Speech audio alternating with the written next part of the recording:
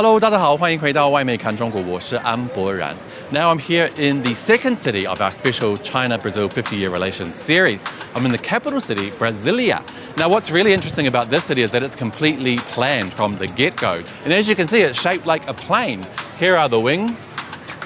And I'm standing right here in the center at the Brasilia TV tower, which opened in 1967. Which is right in the center of the city. I'm really keen to take you guys around to have a look. Let's get started. Brazil, the largest country in South America and the fifth largest in the entire world. 215 million people call this place home. I flew a mammoth 30 hours from my home, Shanghai, to dive into Brazil's vibrant culture and explore the milestone of 50 years of official China-Brazil relations. My journey will take me through Sao Paulo's bustling streets, Brasilia's political heart, and Rio de Janeiro's iconic landscapes. I'm Andy Borham, a journalist from New Zealand who's called China home for the past decade. Come with me as I find out how China and Brazil are bridging distances and building a new world.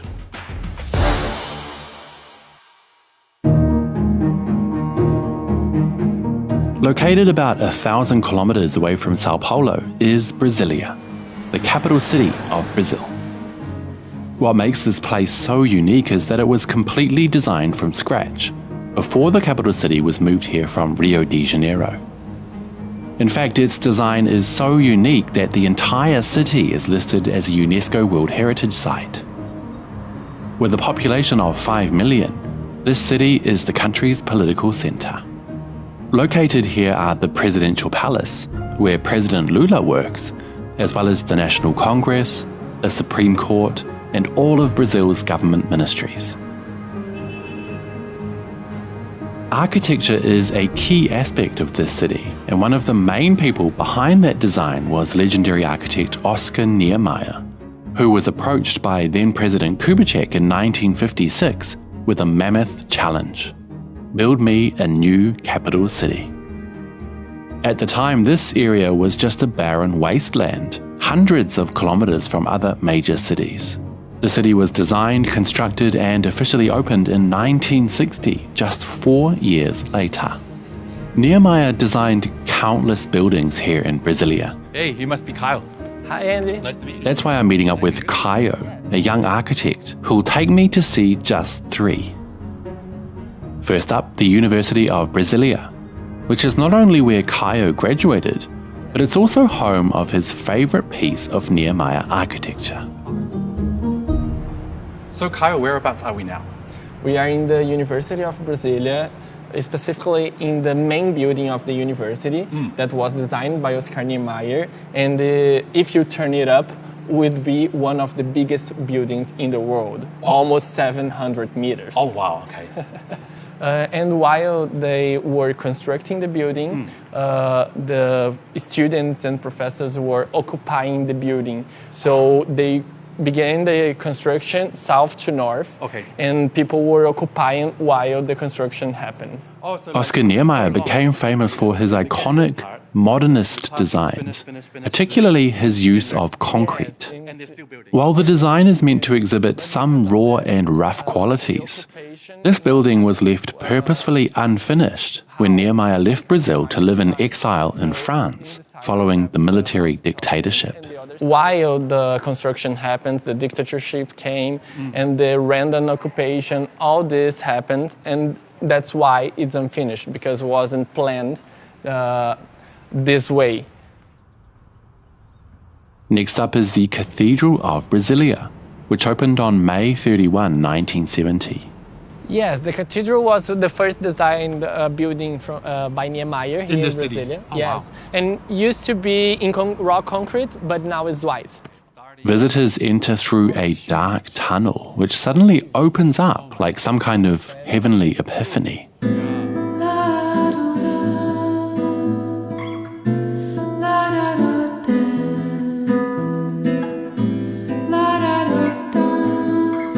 I'm definitely not a religious person, but this building is absolutely impressive.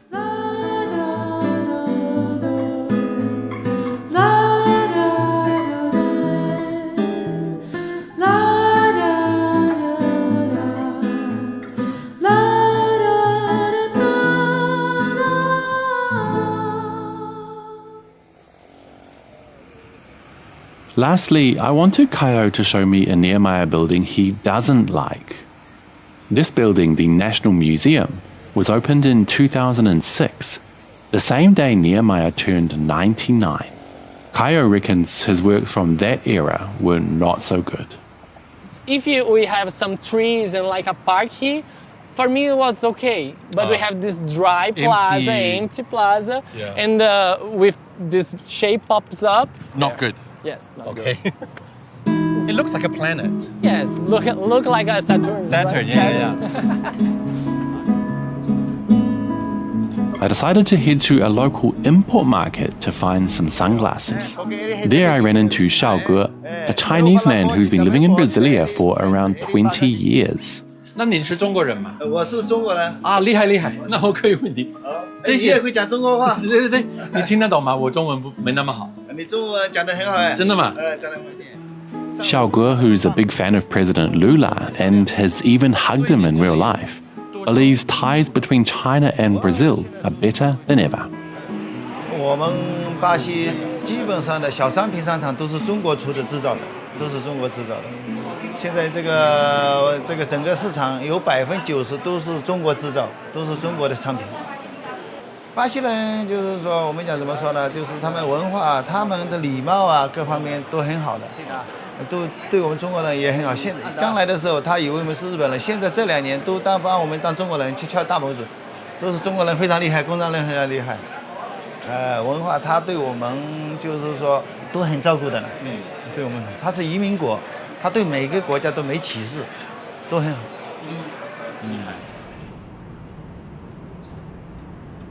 Next up, I headed back to the political center of the city to meet up with Ayada, a local reporter who covers relations between China and Brazil on a daily basis. She's a Brazilian native who was born right when relations between the two countries began 50 years ago. Yes, I cover China and Brazil, but I cover too technology, big data, the fight against poverty, the governance of China.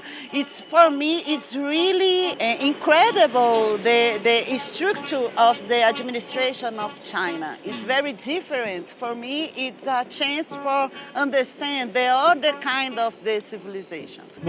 What does the average Brazilian understand about China? Oh, they don't understand about China because they use the Western rules to understand. And China is very different. The way of the think about China is different. The idea of a multipolar world where different countries around the world have more say is extremely important for Ayada. We are changing the world now. In this time, and for me, Brazil and China and India too, and Russia, Iran too, now in the BRICS. So BRICS for me is the most important things in geopolitics now, especially the de-dollarization. It's very important for the world, especially for the global south. Because I think we are tired for this kind of world.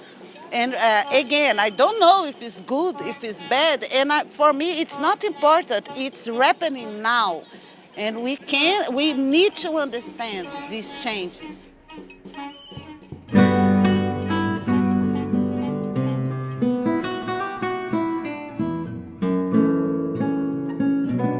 So hopefully with the new multipolar world, we'll just have a more fairer and understanding world where everyone takes part, including the US and the West. Exactly, and respectful, because I am different from you. We have a different journey.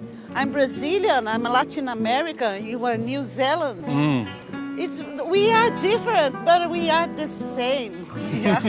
Yes, we have the same things. We want the same things. So true. Yes. So for me. In my research on Brasilia, I found out about this massive tree which has become a bit of a local legend. Back in 1960, when Brasilia had just come into existence, this man, Soares, opened up the city's first newsstand and planted this tree for shade. The tree took off, and soon this ethereal doorway appeared. Ever since then, it's been called the wishing tree. Soares says he kisses it 3 times a day, and it's granted all his wishes. A 50-year marriage, a stable business, plus 9 children and 18 grandkids. Nice. Last up, I wanted to find out a bit about how Brasilia's young people view this city and their country. I met up with 19-year-old Matthias for a walk around the neighborhood where he grew up. What are your memories like from growing up here?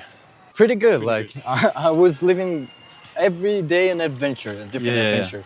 And I think here, this part of the city, it's really safe. Like it's a very safe space for children and for everyone in general. Despite Brazil being hugely multicultural, he told me that racism is still a big issue here. If you're Asian, your nickname will be Jap, and that's it. That's it. And that's it. It's your fate. Yeah.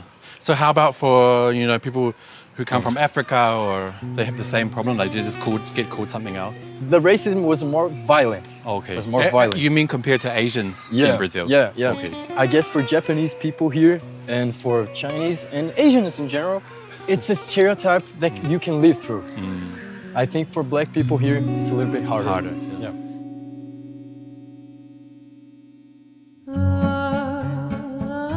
Brasilia is definitely a cool little city and well worth a visit. Despite its short history, I think it's fair to say that this city, as the political center of Brazil and a major player in the new multipolar world, will continue sprouting from the seeds Oscar Niemeyer and others like him planted back in 1956.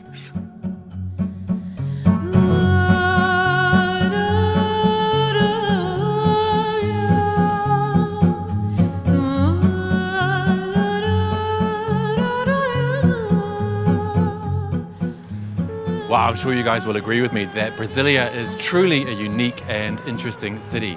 Next time we're heading along to part 3 of this special series, Rio de Janeiro, or the locals call it Rio. I'll see you guys then. Bye-bye.